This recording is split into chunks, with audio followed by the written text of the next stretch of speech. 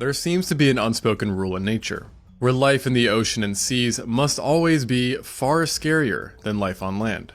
This is largely seen today, and is also seen throughout history, with even the age of dinosaurs having had aquatic nightmares that would have given you more heebie-jeebies than the likes of the T-Rex or Dromaeosaurs, for example. In fact, it's actually quite hard to find a moment in Earth's history where your best chances were in the water rather than on land. However, there was a short window of time a very long time ago, as in before the dinosaurs existed, where your chances at survival were actually better in the oceans and seas, since nearly everything above water, including Mother Nature, seemed to be designed for maximum nopeness. This was the Lopingian. This name most likely means nothing to you, but it represents the last epoch of the Permian period, and played out between 259 and 251.9 million years ago, which means that it bordered the Triassic period, and led to people nicknaming it the Late Permian. This was one of those periods in history where Earth was unrecognizable in nearly every sense, including when it came to time itself, as during those days the moon had a closer orbit with Earth, causing the days to be shorter than they are currently, at around 22 hours. To add on to the confusion, geography was nothing like it is today either, since most of Earth's landmass was tied up into the supercontinent Pangaea, leading to Africa, the Americas, Antarctica, India, Australia, and parts of Europe all being connected. Only to the east could you find decently sized landmasses that were free of Pangaea's clutches, with the largest quote-unquote island consisting of present-day Siberia, Kazakhstan, and North China, while to the south you would have swam into another island composed of South China and various regions of Southeast Asia. Additionally, Turkey, Iran, and Tibet were also islands at this point, being surrounded by the Tethys Ocean on one side and the Paleotethys on the other. Combined, these two bodies of water were undeniably large, but they were still nothing compared to the superocean that lay just west of Pangaea, Panthalassa. This prehistoric ocean was unlike anything before it or after it, and it occupied well over 60% of the Earth's surface, outsizing the current Pacific Ocean by 2 times. Just imagining an ocean that is double the size of the Pacific is nerve-wracking, and probably meant that you should have avoided it like the plague. But, despite its grand size, Panthalassa, and the other oceans for that matter, were all actually fairly tame when it came to what was in them.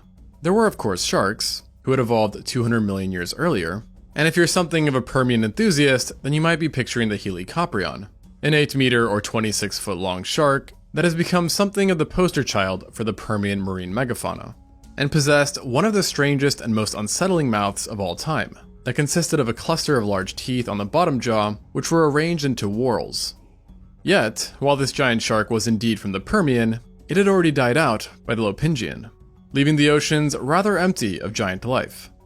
That being said, there were still relatives of this shark swimming about, though none that got that big, as the biggest, Helicampidus, was only 2 meters or 6.5 feet long, similar to the length of a leopard shark, so definitely not an immense threat, especially since its teeth were designed for soft animals like squids, not bony food.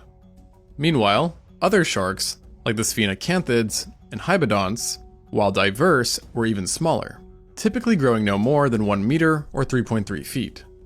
The Eurypterids, or sea scorpions, a group of now extinct arthropods, were also present, but were not doing so well, because while they used to be highly diverse and giant during the Devonian period, they were now on the brink of extinction, having never fully recovered from the Devonian extinction event, with only 2 genera being known from this point, and neither were large nor apex predators. And for the most part, pretty much every marine group wasn't doing well, partly due to the Capetanian mass extinction event that had taken place 2 million years prior. It's a relatively obscure event, but it was actually more deadly than both the KT extinction and the Triassic-Jurassic extinction. Its effects had been bad everywhere, yet marine life got the brunt of it, and thus, during the Lopingian, you could see some trilobites, ammonoids, and cephalopods lurking about, but not in any great numbers or size. And things would only get worse for marine life, but we'll get to that later. At this moment, the waters of the late Permian should sound quite boring, but this is a key fact to take solace in, as on land you would have gotten no breaks. Like in the water, the Capetanian extinction had brought devastation to terrestrial life. However, life on land recovered more swiftly, and was actually made arguably more dangerous than before, since the extinction took out the old rulers of the earth, the Dinocephalians, and therefore leaving the door open for new rulers to arise. The Dinocephalians was a group that consisted of large-bodied therapsids, who were extremely diverse and plentiful throughout most of the early and mid-Permian. Yet despite their success, they failed to make it to the late Permian. This absence allowed multiple groups to get ahead, but there was one group in particular who benefited the most, unfortunately for others, and that was the Gorgonopsids. These prehistoric animals were first discovered by paleontologists all the way back in 1876, and their remains were so horrifying that the researchers decided that the Gorgons from Greek mythology were the perfect monsters to name them after. While diverse, Gorgonopsids still generally shared the same characteristics, which included deep-set teeth, parasagittal gaits, long narrow skulls, and razor-sharp elongated incisors and canines, making them among the first saber-toothed predators to evolve. This presence of saber teeth made them look a bit like saber-toothed cats, such as the Smilodon, and their bodies were superficially similar too. But these killers were neither cat nor feline. They weren't even mammals, as a matter of fact. Instead, they appear to have been therapsids, like the Dinocephalians before them, who were more closely related to mammals than reptiles, but still were not mammals. And like the Dinocephalians, Gorgonopsids had been around during a good chunk of the Permian, first appearing 265 million years ago, during the Middle Stage. In those times, these saber-toothed predators were very small, being no larger than a person's foot, making them one of the smaller creatures at that time, and forcing them to hunt small therapsids and reptiles. However, as time passed and each new genus evolved, they got bigger and bigger, a trend that exploded during the late Permian after the eradication of the Dinocephalians, which ultimately led to the emergence of the largest Gorgonopsid of all time, Inostrancevia. This predator wasn't just the biggest of its kind, but also the largest terrestrial predator from the late Permian, with exceptional remains suggesting that adults could have been over 11 feet or 3.5 meters long, while weighing over 1,000 pounds or 453 kilos, equivalent to the size of a large bear, though on average, individuals are more comparable to tigers. In addition to being much larger than most Gorgonopsids, the Inostrancevia was also built different, as it possessed extremely sturdy long limbs, which made it both durable and surprisingly fast, allowing it to outpace a myriad of medium to large-bodied herbivores, which once caught were in for an absolutely terrible time, as the Inostrancevia possessed elongated postcanines and supersized upper canines that were 15 centimeters or 6 inches long, making them among the largest teeth seen in non-mammalian therapsids. In addition to being lengthy, the weapons were curved and finely serrated, allowing them to easily slice through flesh, incurring massive blood loss and causing catastrophic damage to vital organs. But despite clearly being lethal, it's not 100% sure how the Inostrancevia hunted, with the two schools of thought being that it either used tactics similar to what is seen in Smilodons, i.e. taking out the necks, or it would do something similar to a bite and run, letting accumulated blood loss and shock take a toll over time. Regardless, neither are fun ways to go, so you definitely do not want to run into this apex predator, which was also a very hard challenge for animals back then, as Inostrancevia achieved a widespread range that included now parts of Africa, Asia, and European Russia. This saber-tooth also appears to have been very adaptive, as it routinely popped up in a multitude of very different biomes, such as warm floodplains in South Africa, or cold arid deserts in Russia, where relief was only found in the occasional shallow lake and thin forests, which consisted of Peltis spermacean, the dominant flora of the late Permian. It's because it lived in these cold deserts that some paleontologists think that it may have had fur as well, yet this idea is still unconfirmed. Now, having one giant Gorgonopsid prowling both hemispheres of the Earth would have been bad enough, but the late Permian was home to many more than just the Inostrancevia, with dozens of other species of Gorgonopsids being known of, many of which lived in the European part of Russia as well, including the smaller Pravoslavlevia and the medium-sized Suchogorgon, resulting in Gorgonopsids having complete dominance over many ecosystems where herbivores, no matter their size, had a Gorgonopsid as their main predator, and also making Permian Russia one of the last places you'd want to visit. Although, it was actually much worse down in South Africa, where a whole subfamily of giant Gorgonopsids had independently evolved alongside the Inostrancevia, and they were the Rubiginae. While the Inostrancevia was the largest single Gorgonopsid of all time, the Rubiginae were on average the largest family, and were distinguished by robust skulls, the lack of a parasphenoid bone, frequent tooth replacement, and the possession of deeply serrated teeth that were likely even better for cutting than those of the Inostrancevia. They were fairly stocky too, with some coming very close in size to the Inostrancevia, as demonstrated by Rubigia atrox, a species of Gorgonopsid who resided within what is today South Africa and Tanzania. where it sometimes grew to be 10 feet or 3 meters long. This body size alone made it an apex predator, but what was really impressive and menacing was its skull, as it took up over 15% of an individual's total body length. And not to mention that recovered skulls were also extremely thick and had signs of skull bossing, which are bony protuberances that indicate that this predator was made to bite and grapple with powerful large prey. Yet coincidentally, like the Smilodon 250 million years after it, the Rubigia did not have a very strong bite, with reconstructions indicating a bite force of around 715 newtons, only 20% more powerful than the bite of a wolf, which really just shows how well designed its teeth were for piercing effortlessly through flesh and tough hide.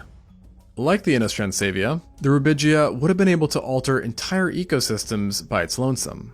Yet sadly for all, it was almost never alone, as indirect evidence suggests that it routinely coexisted with other members of its subfamily, that consisted of 9 genera, all ranging in size from medium to large. And if this wasn't bad enough, it's now thought that it coexisted with Inostrancavia too, since both had a presence in late Permian South Africa. Given their similar size and fairly similar builds, the two most likely shared the same predatorial niche, likely leading to frequent conflict.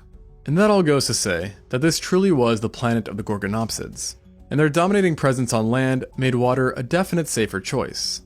But just to really prove the point, I should also mention that the late Permian was home to many other predators too, that were nightmarish within their own right, with the most notable examples being the Therocephalians. In an emerging trend, this clade was once again Therapsids and originated during the Middle Permian, although unlike the Gorgonopsids, they had not achieved such large sizes in this time.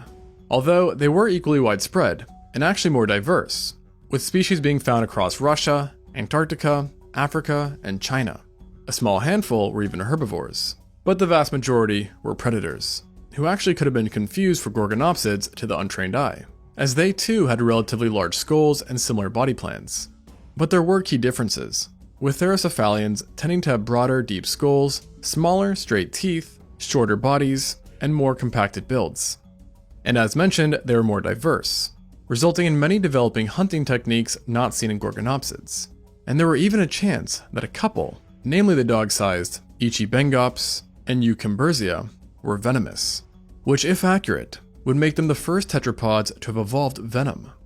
You also had ones that are often interpreted as being semi-aquatic creatures, like the Ichthyosaucids, while others were fully terrestrial, hunting large animals using unusual saber teeth, as showcased by the Skylacosaurids. But of all the Therocephalians, the one who stood out the most was the Mascarinus, a jaguar-sized predator with a lion-sized head, that was equipped with numerous, very sharp conical teeth. Its disproportionately large head suggested a fairly strong bite, and paleontologists think that it hunted prey by pinning them down with its powerful forelimbs, before dealing out damage with its razor-sharp teeth and powerful jaws. And to further its legacy, fossil records show that Mascarinus was among the most abundant Therocephalian during the late Permian, and one of the only non-Gorgonopsids to have achieved apex predator status, perhaps even replacing Gorgonopsids in certain environments. But interestingly enough, while not as successful as Mascarinus, there were bigger Therocephalians, including the Megaweitzia, a 3-meter or 9-foot long distant relative of the Mascarinus, who prowled European Russia during the first half of the Lopingian. To date, it is the largest known Therocephalian, and based on coprolites, aka fossilized feces, we know that it likely fed upon large dicynodonts, which it might have killed by using venom. Specifically, some studies on its skull seems to suggest that in life it had a venom gland, and possibly multiple venom ducts, that would have delivered fatal amounts into prey while biting them. However, because remains from its prey tend to be in poor condition, this claim is not fully accepted by the paleontology community. By this point, the late Permian should come across as a hectic place, with Therocephalians and Gorgonopsids running about. But even they were not the entire iceberg, since there were still a bunch of other carnivores, all very distinct and unusual in appearance. For starters, you had the superficially croc-like Proterosuchids, who were slender but could still be rather large, and were equipped with giant needle-like teeth. Unlike the previously mentioned carnivores, this group were reptiles, and were either terrestrial or semi-aquatic hunters who were found on every continent besides Antarctica and North America. Then there was the Croniosuchia, who were again superficially croc-like, but had extensive armor along their backs as well. perhaps to help protect against attacks from large therapsids. Members of this group could be quite different, and were sometimes fully terrestrial, and other times semi-aquatic. And while they were usually no larger than a monitor lizard, some genera, like the Uralurpton, could get quite sizable, specifically in European Russia, where specimens grew to be the same size as female American alligators. Amphibians, or rather primitive amphibians, were also present and thriving on Pangaea, and were honestly the biggest reason why an animal should be wary around fresh water, as many evolved to be specialized ambush hunters that opportunistically fed on anything they could catch in the water, or anything that ventured too close to the water's edge. Of the numerous families that existed, arguably the most lethal to human-sized prey were the Rhynsuchidae, a family of tetrapods from which living amphibians likely descended from. Each species had 4 limbs, a fairly long tail, and body shapes akin to that of giant salamanders or crocodilians. The largest member you could find in a body of fresh water was the Uranoscentrodon, a 13-foot or 4-meter behemoth that resided in South Africa, along with our friends the Gorgonopsids and Thermocephalians. Talk about a bad place to live. And then in European Russia, that also had its fair share of terrestrial hunters, there were the Archagosauridae, to make up for the missing Uranoscentrodon. This was yet another tetrapodal family, but they were more slender and narrow than the Rhynsuchids, but could still get pretty big, with certain genera, like the Melosaurus, reaching 10 feet or 3 meters from head to tail. With so much going on, it's hard to believe that herbivores even managed to survive, but they sure did, and across large swathes of Pangaea, you would have stumbled into an array of Dicynodonts, Cynodonts, Captorhinids, and parareptiles. Compared to the carnivores, herbivores were actually more diverse, and had developed many tools to survive. One of the more famous herbivores was the Lystrosaurus, a badger to pig-sized Dicynodont that was one of the most abundant animals around. It had a rather odd build, but it was not to be underestimated, as it sported powerful forelimbs and tusks that it may have used to dig deep burrows that granted much-needed protection. And interestingly enough, the art of digging seems to have been relatively common, as totally separate groups, like the Cystophalids, also learned to burrow, using their broad skulls to displace large amounts of dirt. Then on the opposite side of the spectrum, you had the Parasaurs that took a different route and became armored tanks, kind of similar to ankylosaurs, minus the clubbed tails. Specifically, species in this clade often had large bony scutes that were set into their skin, and had highly ossified, dense, heavy bones that provided additional protection. They were also among the largest, if not the largest, late Permian animals to have lived, with the most famous member, Scutosaurus, having weighed over 1.2 tons and being similar in length to large Gorgonopsids. At this weight, and given its frame, Scutosaurus was a slow-moving animal that relied on its armor to survive. And in its case, its defensive capabilities were further boosted by spikes that adorned its skull, and muscles that were so dense that they were basically impenetrable. This specific genus was only found within European Russia, but as a family, the Parasaurs had a global distribution. Additional herbivorous groups worth mentioning include the Kingoridae, Emidopidae, Bidentalia, and Divinidae. As wild as the late Permian was, it did have one silver lining, which was that you didn't really have to worry about looking up. Unlike the Mesozoic, which was home to giant pterosaurs capable of eating literal dinosaurs, the Permian did not really have any dangerous giants patrolling the sky. There were the griffin flies and Paleodictyoptera, which could have given you quite the scare, but they were harmless to large animals, and weren't very abundant nor diverse, thanks to the Carboniferous rainforest collapse. Of all the things flying around, the largest animals were probably the Vigeltosauridae, a family of gliding reptiles that grew no larger than a big bat. And while having one in your hair would suck, these guys were only dangerous to insects, and spent most of their days on solid ground, or rather, in the trees, as their morphology was highly developed for arboreal movement. To make up, though, for the lackluster skies, the late Permian had one more trick up its sleeve, so to speak, and that was Mother Nature itself. If you've been following along, you may have noticed that life seemed to be mostly concentrated in a handful of places, mainly European Russia and Africa. This was because large chunks of land were borderline uninhabitable, with estimates suggesting an average temperature of 35 Celsius or 95 degrees Fahrenheit, making it twice as hot as the present. This oppressive heat contributed to severe aridity that plagued the supercontinent, and resulted in absolutely massive deserts near the equator where life was fairly devoid. To make matters worse, to the north you had the Central Pangaean Mountains, an extensive mountain range that spanned across the entire horizontal length of the continent, and creating areas that were prone to severe droughts. To put this into perspective, if such conditions popped up in the present, life would take a serious downturn. And the crazy part is that this nightmarish climate was rather tame for the late Permian. Because if you stick around long enough, until approximately 252 million years ago, you would have witnessed the Earth turn into an apocalyptic wasteland, thanks to the late Permian extinction, otherwise known as the Great Dying, which is a fitting name considering it was Earth's worst extinction event of all time. It is commonly believed that this doomsday event started from the eruption of the Siberian Traps, or rather was caused by the eruptions that created the Siberian Traps, a large region of volcanic rock in Siberia that's about the same size as Western Europe. These eruptions are unlike anything ever seen by humanity, and decimated the entire planet, causing lava flows a kilometer or 0.6 miles thick, and spewing out enough carbon dioxide and sulfur to heat up the surface even more. In some places, it's thought that the average temperature year-round would have risen to be the same as the average temperature of Death Valley during its hottest month. And if you somehow had supernatural heat resistance, you still likely die from choking on the constant spewing of different gases that led to a drastic drop in oxygen, leading to numerous hypoxia events. And just in case you needed any more evidence that this time was seriously messed up, then also know that some studies report that these volcanic eruptions caused significant damage to the ozone layer, which may have increased ultraviolet radiation by over 5,000% in some parts. Debates linger on how long these effects lasted, but we do know that by the end of them, the Earth was a very different place, with 57% of all biological families and 83% of genera having gone extinct. For comparison, while more abrupt, the KT extinction, which killed the dinosaurs, only killed off about 17% of biological families. And despite how bad things got on land, life in the water actually suffered even more, due to increased water temperatures and acidification. But if you took a dip, you wouldn't have burned to a crisp, and you may have actually enjoyed it, considering the sea temperatures during this event were likely that of a jacuzzi, giving you just one more reason why you'd rather be in the water during this time than on land. Thanks for watching, and until next time on Extinct Zoo.